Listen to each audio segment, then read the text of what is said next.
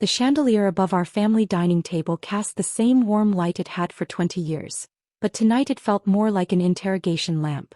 I sat in my usual spot at the mahogany table, watching my family arrange themselves like a tribunal.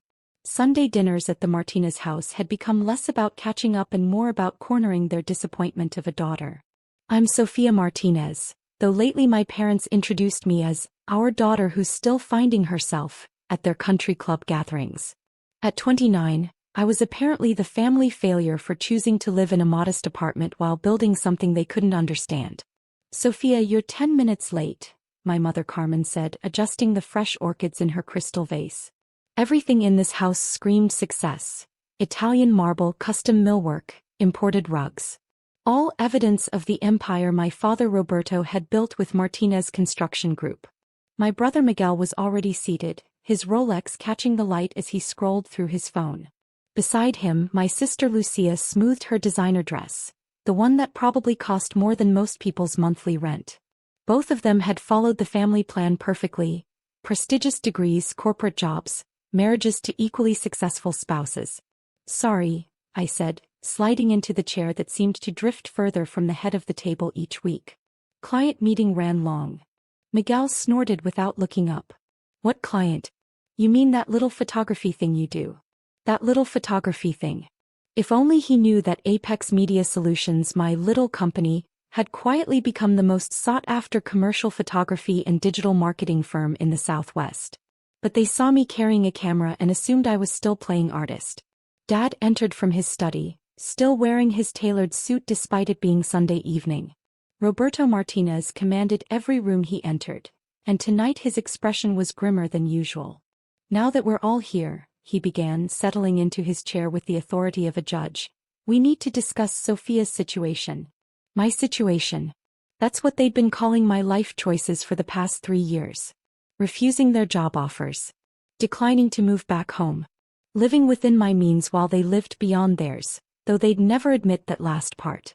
Your mother and I have been more than patient, Dad continued, cutting into his steak with surgical precision. We understood you needed time to get this creative phase out of your system. Mom nodded sadly. But Mija, you're almost 30. You can't keep pretending to run a business while we support you. I took a sip of water, watching their faces. They had no idea I'd been financially independent for 4 years.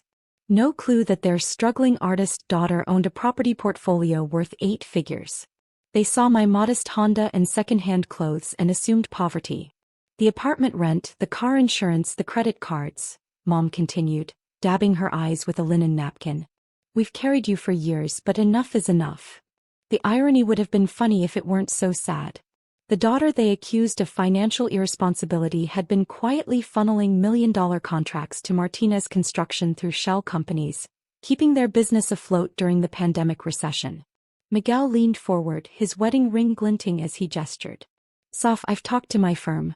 They have an opening in marketing. Entry-level, but it's steady income with benefits. And David's company always needs project coordinators, Lucia added, referring to her investment banker husband. Nothing glamorous, but it's a real job. Real job. I bit back a smile, thinking about tomorrow's board meeting where 3 Fortune 500 companies would be presenting proposals for me to approve. But they saw me working from coffee shops and assumed I was unemployed. We've made a decision, Dad announced, his voice carrying the finality of a corporate verdict. As of today, we're cutting off all financial support. No more rent money, no more insurance payments, no more safety net. Mom's tears flowed freely now. It breaks our hearts, but this is tough love. You need to learn responsibility. The word responsibility hung in the air like incense.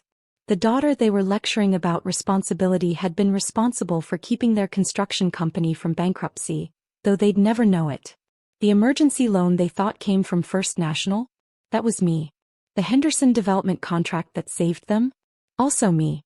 Pack your things, Sophia, Dad declared, standing as if delivering a final judgment. We're tired of supporting a failure. You have until next Sunday to find your own place and figure out your life. The silence that followed was deafening. Miguel shifted uncomfortably, probably calculating how this drama would affect his own standing. Lucia studied her manicured nails, staying safely neutral. Mom continued her theatrical crying. I calmly reached into my purse and pulled out a thick manila folder, placing it on the polished table with a soft thud that seemed to echo through the room. "That's interesting timing, Dad," I said, my voice steady as steel. "Because I have something you need to see." I opened the folder and spread out the documents inside. Official bank letterheads, legal stamps, notarized signatures. All very real, all very damning. "Actually, I bought your mortgage last month." The words dropped like stones into still water, sending ripples of confusion across their faces. Dad's authoritative expression cracked. Mom's tears stopped midstream. "What are you talking about?" Miguel demanded. I pulled out the primary document and placed it directly in front of Dad. The color drained from his face as he read the header. "Mortgage Assignment, Pacific Holdings, LC. Your mortgage was sold by First National Bank to a private investment company," I explained calmly. "That company is Pacific Holdings, LLC, which I own completely. As of 37 days ago, I am the legal holder of your home loan." Diego's fork clattered against his plate. "That's impossible. You don't have that kind of money." "Don't I?" I pulled out my phone and opened my primary banking app, turning the screen toward them. The number displayed made Lucia gasp audibly. 12.7 million, she whispered. "That's just one account," I said matter-of-factly. "Would you like to see the investment portfolio? The property holdings?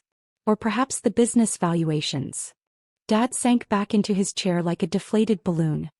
His commanding presence evaporated as he stared at the papers that proved his failure of a daughter now controlled his financial future. "How?" he whispered. "How did the family disappointment build a multimedia empire while you all assumed she was broke?" I pulled out another folder, this one thick with financial statements and business contracts. "Let me show you exactly how your irresponsible daughter became more successful than all of you combined." For the next hour, I systematically destroyed every assumption they'd held about my life. The photography studio that had grown into Apex Media Solutions, now valued at $43 million. The real estate investments across 3 states. The tech startup acquisitions. The government contracts. The Morrison Development Project? Dad's voice cracked as he recognized one of the contract names. The one that kept us afloat during COVID? Wine. Channeled through Bennett Enterprises, one of my subsidiaries. The emergency bridge loan when your biggest client defaulted? Also mine. 17 different interventions over the past 3 years, all designed to keep Martinez Construction solvent while I built something bigger. Mom's face had gone pale as parchment. "But you drive that old Honda. You live in that tiny apartment." "I drive a reliable, fuel-efficient vehicle because I'm practical with money. I live modestly because I prioritize building wealth over displaying it." I stood up, gathering my documents. Unlike some people who bought a $3 million house they couldn't actually afford and are now 4 months behind on payments. The silence was so complete I could hear the kitchen timer ticking in the distance. Even the grandfather clock seemed to pause its eternal rhythm. 4 months, Lucia repeated weakly. "Did you think I wouldn't notice when I bought your debt? I know exactly how much you owe, exactly how far behind you are, and exactly what your options are going forward." I walked to the window, looking out at the infinity pool and manicured gardens that had impressed their friends but bankrupted their savings. Dad's hands trembled as he reached for his wine glass. "Sophia, we had no idea." "No, you had no idea. Because you never asked. You never looked beyond your assumptions about what success looks like." I turned back to face them, these people who'd raised me, loved me imperfectly, and ultimately underestimated me completely. "You saw a daughter living simply and driving an older car, so you assumed failure. It never occurred to you that maybe your daughter was succeeding on a scale you couldn't comprehend." Miguel found his voice first. "What happens now? What do you want from us?" I walked back to the table and pulled out one final document. "This is a mortgage modification proposal. It restructures your loan with a 30% reduction in principal, a fixed interest rate of 2.5%, and monthly payments you can actually afford." Mom's hands flew to her throat. You're helping us?" "I'm helping my family. Because despite everything, that's what you are." I placed the modification agreement on the table. "But this comes with conditions." Dad leaned forward, some of his business instincts returning. "What kind of conditions?" "First, no more lectures about my life choices. No more job offers from your friends. No more assumptions about my financial situation or business decisions. I met each of their eyes in turn. Second, Sunday dinners returned to being family time. No more interrogations, no more judgments, just time together as people who supposedly care about each other. And third, Miguel asked quietly. I smiled for the first time that evening. Third, you let me help expand Martinez construction. I have contracts waiting worth more than Dad's earned in the past decade. Government infrastructure projects, commercial developments, residential communities. But we do this as partners, not as a parent rescuing a child. The room was so quiet I could hear my mother's breathing, quick and shallow with shock. There's one more thing, I continued, pulling out my phone. I've been looking at properties for a new headquarters. Something bigger, more central for both our companies. I scrolled to a photo and showed them the screen. I found the perfect building complex. Dad's eyes widened as he recognized the image. That's the old Riverside Industrial Center. The one I've been trying to buy for 5 years. The owner kept refusing your offers because your financial position was too weak, I said gently. But yesterday that same owner sold the entire complex to Pacific Holdings for $67 million. The number hit them like a physical blow. Miguel actually swayed in his chair. I'm prepared to lease Martinez Construction 50,000 square feet of that space for exactly $1 per year, I continued. With an option to purchase at cost when your company's finances stabilize. Dad stood up slowly, walked around the massive table, and extended his hand to me with something that might have been pride finally showing in his eyes. Partners? He asked, his voice thick with emotion. Partners, I agreed, shaking his hand firmly. As our hands clasped, Mom burst into tears. Real ones this time, not her theatrical performance from earlier. Miguel started laughing, shaking his head in complete amazement. And Lucia, ever practical, was already pulling out her phone. I'm calling David, she announced. He needs to know my sister is available for investment partnerships, not entry-level positions. 2 years later, I sat in the executive conference room of Martinez and Associates, the newly merged company combining construction and media services. Through the floor-to-ceiling windows of our Riverside headquarters, I could see crews breaking ground on 3 different projects, all funded through my investment portfolio. Dad knocked on my office door holding a thick contract folder. The state highway project just came through. They accepted our bid. Excellent, I said, looking up from my laptop where I'd been reviewing acquisition targets. What's the total value? $430 million over 18 months. He settled into the chair across from my desk, looking more energetic than he had in years. You know, your mother still has that mortgage modification framed in her office. The one where I saved your house? The one where our daughter saved our family. He smiled genuinely. She tells everyone at the country club about her CEO daughter now. It's quite a change from the worried whispers about your situation. I leaned back in my chair, looking out at the skyline that now included 3 buildings I owned outright. Sometimes the best business strategy is letting people underestimate you. It gives you room to work without interference. And sometimes, Dad said thoughtfully, parents need to learn that success comes in forms they never imagined.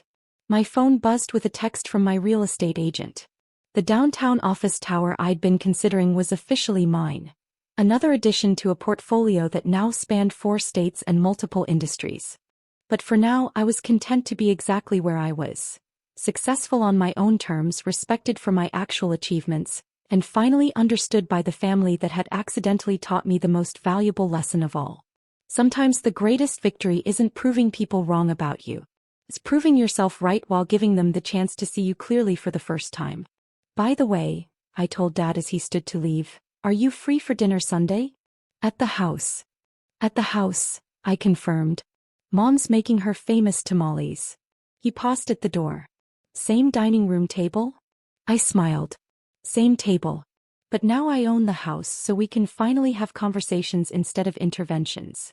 The look on his face was worth every moment of doubt, every condescending comment, every assumption they'd made about their financially irresponsible daughter. Some lessons I'd learned are best taught with mortgage papers and perfectly timed revelations.